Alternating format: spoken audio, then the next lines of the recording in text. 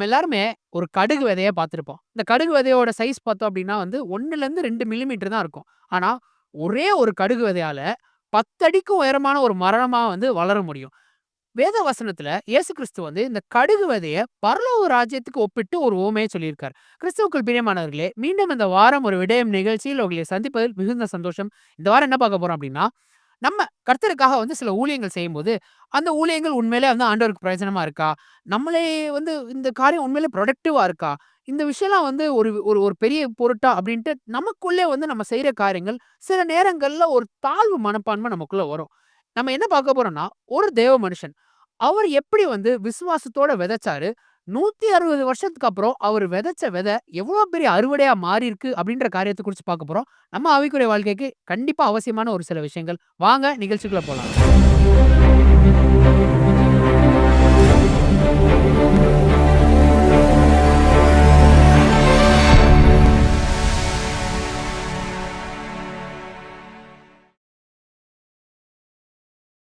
மத்தேயு எழுதின சுவிசேஷம் 13வது அதிகாரத்துல 31, 32வது வசனத்துல வேற ஒரு உவமை அவர்களுக்குச் சொன்னார். பரலோக ராஜ்யம் கடுகு விதைக்கு ஒப்பாயிருக்கிறது. அதை ஒரு மனுஷன் எடுத்து தன் நிலத்தில் விதைத்தான். அது சகல விதைகளிலும் சிறிதாயிருந்தும் வளரும்போது சகல பூண்டுகளிலும் பெரிதாகி ஆகாயத்து பறவைகள் அதன் கிளைகளில் வந்து அடையத்தக்க மரமாகும் என்றார். இந்த உவமையில வந்துட்டு எப்படி வந்து சுவிசேஷம் வந்து ஒரு சின்ன விதைய போல இருந்தாலுமே அதோட விளைச்சல் எவ்வளோ பெருசா இருக்கும் அப்படின்றத ஆண்டவர் உவமையா சொல்லியிருக்காரு. இதுக்கு நெறைய ஆவிக்குரிய அர்த்தங்கள் இருந்தாலுமே, ஒரு ஆவிக்குரிய அர்த்தம் நம்ம என்ன புரிஞ்சுக்கலாம் அப்படின்னா, நம்ம செய்ற காரியங்கள் கர்த்தருக்காக செய்ற ஒரு ஊழியம் எது ஒண்ணுமே வந்து, பார்க்க ஒரு அற்பமான ஒரு ஆரம்பமா இருந்தாலும் கூட, அதோட விளைவு வந்து ஒரு பெரிய விளைச்சலா இருக்கும் அப்படின்றது இந்த உவமையிலருந்து நம்ம புரிஞ்சுக்கலாம்.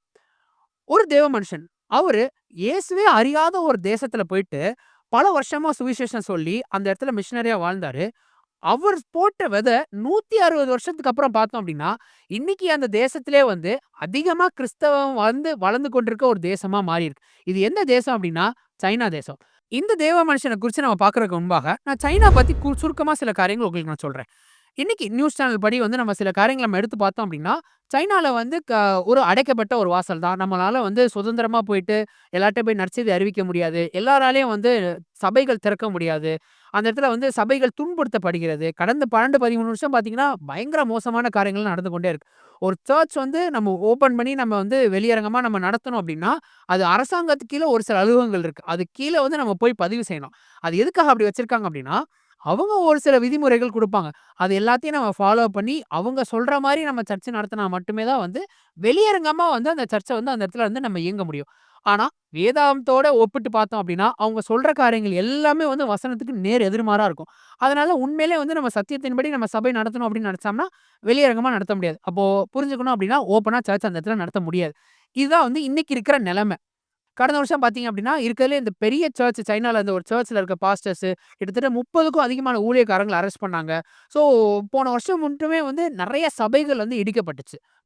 இன்னும் சொல்லப்போனா, போன வருஷம் வந்து ஆன்லைன் வழியா கூட வந்து செய்தியோ, இல்ல பைபிள் ஸ்டடியோ, இல்ல ஆராதனை எதுவுமே நடத்தக்கூடாது அப்டின்ட்டு, மொத்தமா வந்து அதுக்கும் வந்து ஒரு தடைய வந்து விதிச்சாங்க. இது வந்து நமக்கு வெளிய இருந்து பார்க்குற வந்து சூழ்நிலை. ஆனா உண்மை என்ன அப்டின்னா, இன்னைக்கு வந்து கிட்டத்தட்ட ஒரு தோராயமா சொல்றேன். 10லிருந்து 16 கோடி கிட்ட கிறிஸ்தவங்க சைனால இருக்காங்க. ஒரு குறிப்பு சொல்லுது, எந்த அளவுக்கு கிறிஸ்தவம் வந்து அதிகமா வளருது அப்டின்னா, 2030க்குள்ள கிட்டத்தட்ட 24 கோடிக்கும் அதிகமான கிறிஸ்தவர்கள் இருப்பாங்க அப்டின்ட்டு. எதனால அப்டின்னா வந்துட்டு, நெறைய பேர் வந்துட்டு இன்னும் வீடுகள்ல தனித்தனியா வந்து கூடி ஆராதிக்கிறாங்க. நற்செய்தி அதிகமா வந்து அறிவிச்சுட்டு கொண்டே தான் இருக்காங்க அப்டின்ட்டு. அப்போ வெளியரங்கமா நியூஸ்ல பாக்க சபை துன்புறுத்தப்படுற மாரி இருந்தாலுமே, ஆனா உண்மை என்னன்னா, சைனா வந்து பயங்கரமா வளர்ந்து கொண்டிருக்கு. அந்த குறிப்புப்படி நம்ம பார்த்தோம் அப்டின்னா, 2030 தான் வந்து கிறிஸ்தவம் எந்த தேசத்துல இருக்கிறதுல அதிகமா இருக்காங்க அப்டின்னு கேட்டாங்கன்னா, அது சீனா தேசமா மாறுமாம். அவ்ளோ தூரத்துக்கு கிறிஸ்தவம் வந்து அந்த தேசத்துல வளர்ந்துகிட்டே வருது. இது எல்லாத்துக்கும் காரணம் பின்னால எங்க இருந்துச்சு? எங்க ஆரம்பிச்சுச்சு அப்டின்னு பார்த்தீங்க அப்டின்னா, ஒரு 150 வருஷத்துக்கு முன்பாக இந்த மாரி கிராமப்புற பகுதியில முக்கியமான இடங்கள்ல வந்துட்டு நற்செய்தியே அறிவிக்காத இடத்துல ஒரே ஒரு தேவ மனுஷன் இங்க வந்து நம்ம இந்த தேசத்துக்கு நற்செய்தி அறிவிக்கணும் அப்படின்ட்டு தன்னுடைய வாழ்க்கைய முழுமையாக ஒப்பு கொடுத்தனால தான் வந்து இன்னைக்கு இவ்வளோ பெரிய ஒரு காரியம். இவருடைய பேர் ஹட்சன் டெய்லர். ஹட்சன் டெய்லர் 1832ஆம் ஆண்டு பான்ஸ்லே அப்படின்ற பகுதியில இங்கிலாந்து தேசத்துல பிறந்தார். அவர் ஒரு ஆவிக்குரிய குடும்பத்துல பிறந்தாலுமே வந்துட்டு, அவருடைய புத்தகங்கள் என்ன எழுதுறாரு அப்படின்னா, 17 வயசுல தான் வந்து உண்மையிலே அவர் அந்த ரட்சணிய சந்தோஷத்த பெற்றுக்கொண்டார் அப்படின்ட்டு. ஒரு முறை வந்து அவங்க வீட்ல வந்து யாருமே இல்லாதப்போ, அவருடைய தகப்பனுடைய புக் ஷெல்ஃப் அதெல்லாம் போயிட்டு எடுத்து தேடிட்டே இருக்கும்போது, ஒரு ட்ராக்ட்ட பார்க்குறாரு. அந்த ட்ராக்ட் எடுத்து வாசிச்சுக்கிட்டே இருக்கும்போது, என்ன வருது அப்படின்னா கடைசில, இயேசு கிறிஸ்து சிலுவையில சொன்ன அந்த கடைசி வார்த்தைகள், "முடிந்தது" அப்படின்னு இருக்குல்ல, அந்த வார்த்தை அவருடைய வாழ்க்கையில ஒரு பெரிய மாற்றத்த கொண்டு வருது. உடனே வந்து அவர் முழங்கால் படியிட்டு, என்னுடைய பாவத்த எல்லாம் இவர் சுமந்து தீர்த்துட்டாரு அப்படின்ற அந்த சந்தோஷத்துல, அவருடைய வாழ்க்கைய ஒப்புக் குடுக்குறாரு. அத தான் வந்து அவர் ரட்சிக்கப்பட்ட தருணமா அவருடைய புத்தகங்கள்ல எழுதுறாரு. இதுக்கப்புறம் வந்து அவர் ஆண்டவர்ட்ட இருந்து இந்த சீனா தேசத்துக்கு தான் வந்து ஒரு மிஷனரியா போணும் அப்படின்ற தரிசனத்த பெற்றுக் கொண்டதுக்கப்புறம், 21 வயசுல 1853ஆம் ஆண்டு இங்கிலாந்துலேருந்து கிளம்பி சீனாக்கு போறாரு சுவிசேஷம் சொல்றதுக்காக. 1854ஆம் ஆண்டு தான் வந்து அவர் வந்து சேர்றாரு. ஆனா வந்தோனே இவரு ஒரு சில காரியங்கள் இவருக்கு ஒரு பாரத்த ஏற்படுத்துது. அங்க ஏற்கனவே வந்து சுவிசேஷம் அறிவிக்க சில மிஷனரிகள் இருந்தாலுமே, அவங்க எல்லாருமே வந்து இந்த கடற்கரை இருக்க பக்கத்துல இருக்க அந்த பட்டணங்கள்ல மட்டும் தான் தங்கியிருக்காங்க. உள்ள கிராமப்புற பகுதியில நற்செய்தி அறிவிக்காத இடங்கள்ல யாருமே போகல அப்டின்ட்டு இவருக்குள்ள ஒரு பெரிய பாரம் வருது. அப்ப என்ன முயற்சி ஒரு முடிவுக்கு வராரு அப்டின்னா, ஆண்டவர் இந்த தேசத்துல இருக்க எல்லாருக்கும் தான சொல்ல சொன்னாரு. அப்ப நம்ம எங்க நற்செய்திய அறிவிக்கலையோ, அங்க தான் நம்ம போய் சொல்லணும், நற்செய்திய சொல்லணும் அப்டின்ட்டு, அந்த பகுதிகள்லேருந்து கெளம்பி கிராமப்புற பகுதிகளுக்கு கடந்து செல்ல ஆரம்பிக்கிறார். அவருக்கு தெரியும், அவர் அப்படி போறனால, வெளி உலகத்திலருந்து அவருக்கு எந்த ஒரு உதவியும் வராது. ஒவ்வொரு நாளுமே அவருக்கு கஷ்டமா இருக்கும் அப்படின்னு தெரிஞ்சும், கர்த்தர் கண்டிப்பா உதவி செய்வார் அப்படின்ட்டு முழு விசுவாசத்தோட அவர் போக ஆரம்பிக்கிறார். 11 வருஷம் ஒவ்வொரு நாளுமே வந்து அவருடைய வாழ்க்கை பயங்கரமான ஒரு போராட்டத்துக்குள்ள கடந்து செல்றாரு. சில நாட்கள்ல அவருக்கு சாப்பிட ஆகாரம் இல்லாம சில நாட்கள் இருக்கு. கரெக்ட்டா அந்த கிளைமேட்டுக்கு ஏத்த மாரி அவருக்கு போடுறதுக்கு வஸ்திரம் இல்லாம சில நாட்கள் அவரு கடந்து செல்றாரு. இன்னும் சில நாட்கள் அவர் தங்க இடம் இல்லாம இருக்காரு. சில நாட்கள் பார்த்தீங்கன்னா, பயங்கர நோய்வாயினால அகப்பட்டு, மரணம் வரைக்கும் போற அளவுக்கு கூட வந்து அவருக்கு நோய் வந்து வருது. ஆனா, அது எல்லாத்தையும் மீறியும் வந்துட்டு, ஆண்டவர் கண்டிப்பா அந்த இடத்துல நற்செய்தி அறிவிக்க சொல்லியிருக்காரு. நிச்சயமா ஒரு நாள் இது அறுவடைய கொண்டு வருவாரு அப்படின்ற விசுவாசத்துல, அவரு விடாம கிறிஸ்துவை உறுதியா அவரு பற்றிக் கொண்டாரு. 11 வருஷம் எவ்ளோ பெரிய உபத்திரவத்த கடந்து வந்தாலுமே, ஒரு அறுவடைய அவரால பெருசா பார்க்க முடியலன்னா கூட, விசுவாசத்தோட அவர் நற்செய்திய சொல்லிட்டே வரார். ஆனா, நம்ம ஒரு விஷயம் நம்ம நினைவு கூறணும். கர்த்தர் உண்மையுள்ளவர் என்று. 11 வருஷத்துக்கு அப்புறம் 1865ஆம் ஆண்டு இவரு இங்கிலாந்து போயிட்டு திரும்ப சைனாக்கு ரிட்டர்ன் வரும்போது 24 பேரோட கூட சேர்ந்து வராரு. இப்பதான் சைனா இன்லேண்ட் மிஷன் அப்படின்னு ஒரு ஆர்கனைசேஷன இவர் தொடங்குறாரு. என்ன நோக்கத்தோடனா, சைனால இருக்கிற ஒவ்வொரு கிராமத்திலயும் வந்து நம்ம போய் நற்செய்தி அறிவிக்கணும் அப்படின்னு சொல்லிட்டு, அங்கருந்து மிஷனரிகள அனுப்ப ஆரம்பிக்கிறார். 1905ஆம் ஆண்டுல வந்து இவர் மரித்து போறாரு. ஆனா, இவர் மரித்து போறதுக்கு முன்பாக, அவரோட அந்த 40 வருஷ காலகட்டத்தில மட்டுமே 800க்கும் அதிகமான மிஷனரிகள் அனுப்பி, 300க்கும் அதிகமான இந்த மிஷனரி ஸ்டேஷன்ஸ்ன்னு சொல்லுவோம். அதாவது மையம் மாரி அவங்க மிஷனரிகள் தங்கி அந்த இடத்துல ஊழியம் செய்றதுக்காக.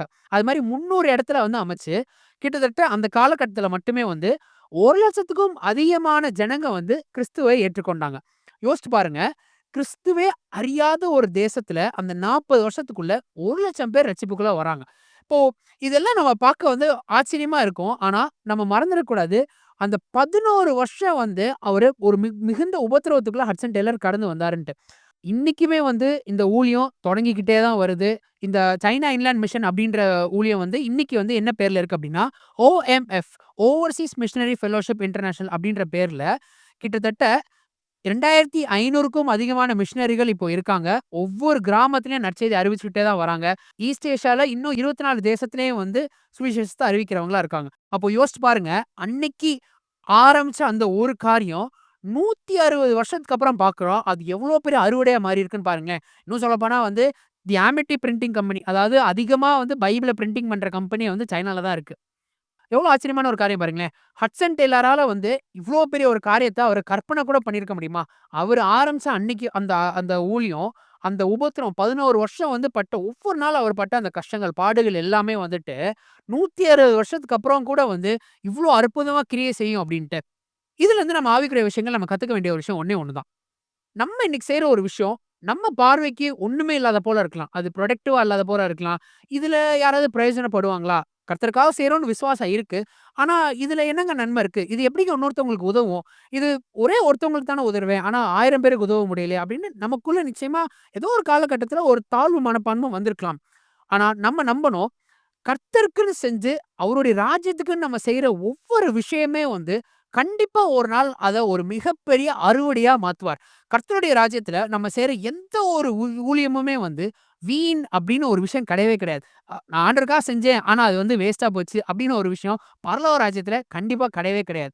ஹட்சன் டெய்லர் 11 வருஷமா அவர் பட்ட ஒவ்வொரு நாள் கஷ்டம். எத்தன நாள் வந்து நோய்வாய்ப்பட்டு, ஆகாரம் இல்லாம, வஸ்திரம் இல்லாம அவர் பட்ட எல்லா பாடுகளுக்கு இன்னைக்கு வரைக்கும் வந்து அதோட விளைச்சல் நம்மளால பார்க்க முடியுது. அதே மாரி தான் இன்னைக்கு நம்மளுடைய ஆண்டவருக்காக அவருடைய ராஜ்யத்துக்குன்னு விசுவாசத்தோட செய்ற ஒவ்வொரு காரியத்துக்கும் நிச்சயமாக ஒரு அறுவடை உண்டு. அந்த விசுவாசத்தோட, சந்தோஷத்தோட வந்து இன்னும் அதிகமாக அவருக்காக நாம் ஊழியம் செய்யலாம். கர்த்தருக்கு சித்தமானால் இன்னொரு விடயமுடன் உங்களை சந்திக்கிறோம். God bless you.